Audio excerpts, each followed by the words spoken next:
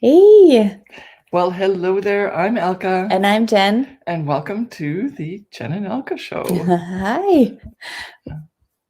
When We were supposed to do our intro. yes, and I will do it first- right now if you want me to. And I am very sorry. I'm working on things. Well, while we're waiting for that, we are here on the set of the Creative CEO Mastermind, which is going on today. And I know that if you're watching this later, that might not be relevant to you. But right now, we still have one spot available. If you're interested in joining us, you won't miss anything because we start this morning, and it is going to be an transformative week. And so, yeah, that's just my little plug before we get started with the intro. Is it working? Yeah, I'm gonna Or share we it right just now. start? No, Yeah. we're gonna share it right now, and here we Okay. go. Okay. All right, let's do it.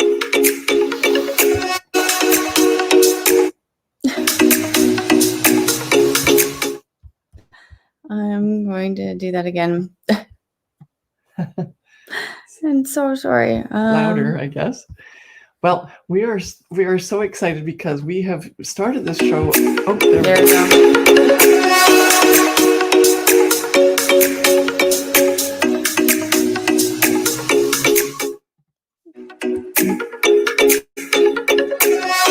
Working. Okay. This is what you call home office tech stuff. That's okay though. The reason we're here is because we are going to talk today about the profitable product checklist. Yes. And that is so important because, and just hear the words, the profitable product checklist. So there's going to be a checklist that where you're going to be able to follow after you watch this, and then you're going to be more profitable when posting your products for sale on Zazzle. Mm-hmm. If you have yet to join us for one of these shows and you don't know who we are, I'm Elke, And I'm Jen. and this is my daughter Jen, and the two of us have been on Zazzle for over 13 years, and we've made over $1.5 million take home.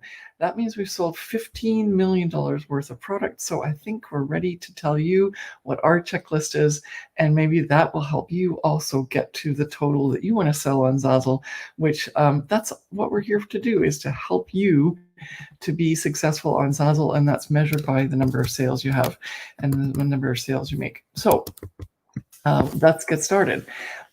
We're going to walk you through specifically the part where you are creating a product before you get to that point where it says post the product for sale, because there are so many elements within that part of the posting a product for sale that people forget about. And unfortunately, after you do the post for the product for sale bit, then you can't go back and fix that. You can edit the other part that we'll maybe talk about in another episode. But the first part is developing the product and then getting to that point where it says click the button, post the product for sale. So that's what we're going to talk about today. So do you want to talk about the first one? Sure. Well, we want to make sure that you're signed in, obviously, onto Zazzle, and it sounds really very basic and then also very simple, but we've had a lot of students and then ourselves as well, where we've created a product for sale and everything looks amazing, and then we realize that we can't post it for sale because we're not logged in. So the very basic thing that you want to make sure is that you are logged in and you have your little icon or profile picture showing to make sure that you do that. And the funny thing is that, we take that, that's why it's on the checklist, because everyone's probably going to go like, why are you starting with that? But then instead of saying, oh, it must be because I'm not logged in, it's because then they go check on the Zazzle forum, or they go, there must be a tech glitch on Zazzle. Yeah. And what happened? I'm not logged, Zazzle's kicked me out. So please make sure that you just look to see what's really true rather than making up stories that make it more complicated than it really is. Yeah. Yeah. So the second thing is that we want you to make sure that you're picking the right product for sale. Yes. And this has a couple of components to it. We want you to make sure that you're picking the proper product in terms of the one that you actually want to design. So for example, there's a bunch of t-shirts that you can design on, or a bunch of different versions of a sweatshirt, or a bunch of different versions of cell phone cases, etc. But we want to also make sure that if you're, for example, doing anything to do with stationery, that you're picking the right product for sale that has the specific use in mind. Because I think it's almost a couple years ago now, they came out with the paper breakout, which means that they have designated certain paper product types for specific product uses. For example, like save the dates, and then also holiday cards, and then the specific RSVP card. And so if you are just creating a specific type of product for holiday card or RSVP card, and you're putting it on the generic type of stationery, you're actually losing out on potential sales and actually not creating the product properly, because you're not choosing the right type of product. And we really want you to make sure that you're doing that, because you aren't going to be able to post it properly in the right department tree. And then also the type of product isn't going to be situated in the marketplace as well as if you were to actually choose the right type of product that we want you to. I know that sounded really weird. And well, we'll go through it again then. First of all, there's two aspects. One is that if you are going to choose a product that you're going to use as your sample option, that the customer can then obviously switch it out to, let's say, from a white t-shirt to a black t-shirt, or a t-shirt to a sweatshirt. That's the kind of opportunity that the customer can have on their own. So then what you need to do is put it on the things that are the most logical and also the least expensive, so that you come into that space where you want to compete and have that product serve you in terms of not having the most expensive or the least popular in terms of the type of piece of clothing, for example, that someone would want to buy. They can make that choice to upgrade to the sweatshirt or upgrade to that more finer material or something like that.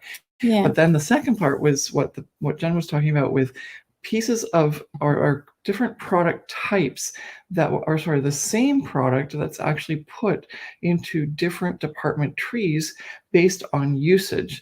And this is very specific right now for the anything to do with stationery. And I know that Zazzle is moving towards doing other products like that. Once they put those into place, we'll talk about those.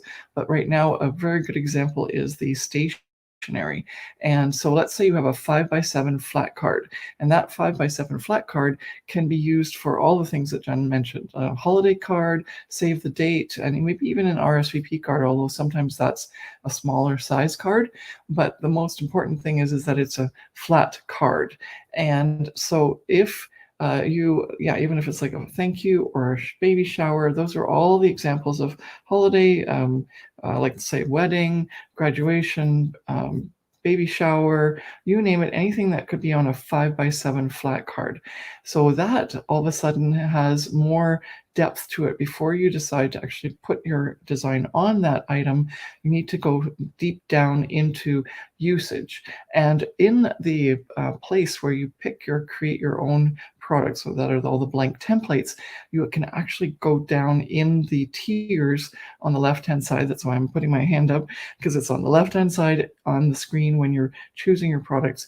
And they're all the same pieces of paper, but the way that Zazzle's done this now is really lucrative for us as designers, because if we choose the right paper product, even though it's the same one, but just designated for that use, then our product, even if we don't title it that well and tag it that well, it's already designated with that use as part of the tag of the actual piece of like the product in the digital realm on the marketplace. And it allows our products to be sorted into that sort that's already there, and help the Zazzle algorithm is going to present that to the customer when they're searching for that theme or use, which is really awesome. But it also means that if we don't do that properly, then no matter whether we title our stuff correctly or our tag our things correctly, they're not going to show up in that same search. And we're going to be wondering what happened, because we're going to be doing everything else right that we usually teach you to do. But because you haven't chosen the right paper product type, then all of a sudden you're missing out big time. Mm-hmm. Okay, so let's move on from that. What else do we have? We want to talk to you about the bounding boxes and then also the boxes in the design tool where it's the green and the blue and the red boxes, because we want to make sure that when you're posting your product for sale, you don't go outside of these areas, which are the bleed lines, and then also that your text bounding boxes are proper for your design, and that your ultimate design, if your customer inputs a different template name or anything different than what you've got in terms of your fonts, or sorry, your text, that it doesn't go outside of those bounding boxes. So let's start with the boundary ones. Okay, go for it. You want to go for it? Yeah. Okay. So the boundaries are on each product. There's a red and a green and a blue line. And the green line is where you would like to keep anything that has to do with text that the customer would have to implement, like add, and that you don't want to go beyond that green boundary, because that's what Zazzle says is the edge of the printing area. Now, interestingly enough, the blue is usually the a print area, and then the red is like the bleed area. So the thing that's interesting is that if you have now like a background or a pattern that's creating your background, you need to have that go past the red line. At least make sure it's abutted up to, but we like to go past so there's not any kind of white space. But that's interesting because that gets printed too. So, but make sure that anything that has to do with getting text on for the customer so that they have the most highest likelihood of making sure that the text that they add doesn't go outside of the green area, so that it's going to definitely be printed and not on the edges or bleeding off of the product print area. So that's number one. But then there's, when we're talking about text and adding text that the customer can customize, then the bounding box is a second part of a boundary that we normally didn't need to worry about, because if you've been on Zazzle for a while, that wasn't the case earlier. You could just print and just add more text as the customer wanted to, and the box would expand. But now we as designers can actually limit where the text goes, and this is awesome because then it doesn't run over top of any parts of our other pieces of the design. And so the customer feels happier, but then on the other hand, we as designers now need to make sure that we've defined that box. Otherwise, the customer won't be able to add a name that's like one letter longer than what our sample text is. And so that's really something that's very significant, and something, if you're like a seasoned designer like we are, it's like, I forgot that again. Mm-hmm. And so we've had to actually literally make another product because we forgot that. And can you want to just explain that a little bit more, the text bounding box, or did I do a good job? No, you did a good job. If you want to. So then we're moving on to templates. And templates are very, very important because you're creating a product on Zazzle, and most likely you're going to create a template, whether that be text or a font, text or an image. And you want to make sure that these templates are working for you, because when you're posting your product for sale, if you don't have the template option ticked off, then your product will be posted without an easily accessible or easily changeable template for your customer to use. And so make sure when you're about to post your product for sale that each layer that you want to be customizable has the template toggle switched on.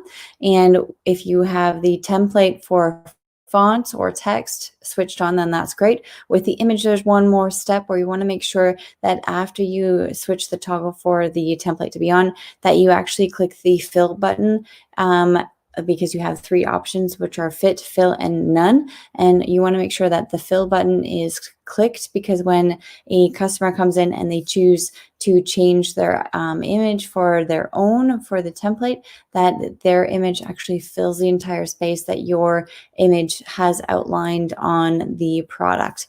And I have made this mistake personally multiple times, and I know that you've made this mistake multiple times, where you want to make sure that this just doesn't happen, because if you don't have that ticked off, then the customer will put in their own image and it just won't work, and they will shy away from purchasing your design. Mm-hmm.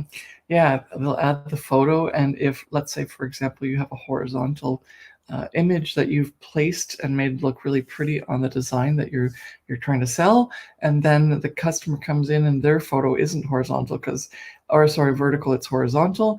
And if you press the fill or choose the fit option, then that horizontal photo will actually fit in the vertical space. Yeah. And then it'll have a lot of white space on the top and on the bottom or wherever the photo pops in. But in any case, the customer is not going to know what to do.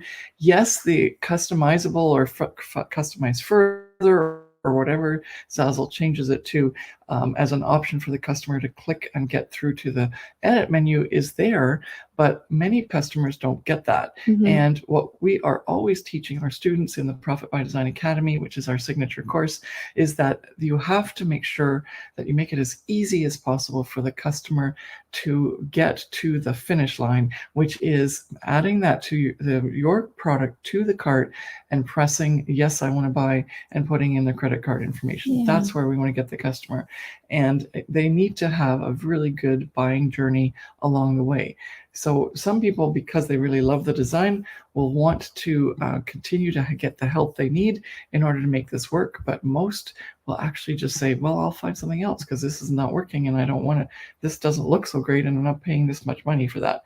And so that's the 3-second impression that customers will get. And all it took was for you to actually fill out the right template option when you're posting your product for sale. So that is something that's very important to make sure that you know that that's part of the process to make sure the customer is completely taken care of. So let's review. Make sure you're logged in so that you yourself don't end up worrying about what's going on, and so that you can just easily post your product. Then make sure you use the right product type to get started, because that's the beginning of the customer buying journey. One is to make sure that the customer is the one that decides it goes higher in price or it changes in the quality of the item, so that they can do the upgrades rather than you, so that you get a better chance of having that customer click on your product to start with because you're in a competitive price range. Then the third thing is to make sure that anything to do with any paper products on Zazzle, you've picked the right product so that your product actually gets found in the usage type of search that a customer will do, and they'll actually find your product. Then the next thing is to adhere to all those boundaries that Zazzle gives you on the Zazzle design tool, because if you go over those or don't go to the edge of those, then your design just won't look so hot at the point where the customer will go, what's going on? Or they'll get very frustrated because it didn't print properly and it's outside of the edges where Zazzle prints things.